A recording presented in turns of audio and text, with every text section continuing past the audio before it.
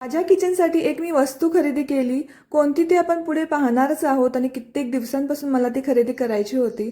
तर त्याआधी इथे पहा, मी आज शेवभाजी बनवत होते पहिल्यांदाच आणि खूप छान बनली सुद्धा होती. मी ऑर्डर केलं होतं लिब्राचं रोटी मेकर.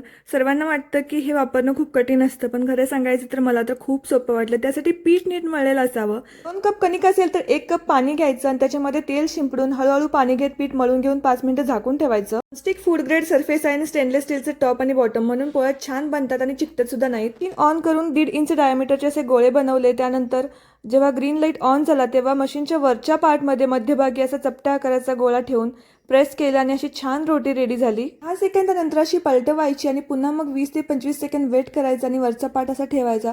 टम्म अशी रोटी फुगून बाहेर येते. ती मऊसूत अशा बनतात. राजनंदिनीमुळे बऱ्याचदा मला लाटता वगैरे येत नाही, त्यामुळे हे माझ्यासाठी खूपच फायदेशीर आहे. मला सुद्धा लिब्राचं रोटी मेकर ऑर्डर करायचं असेल तर कमेंट सेक्शनमध्ये लिंक टाईप करा.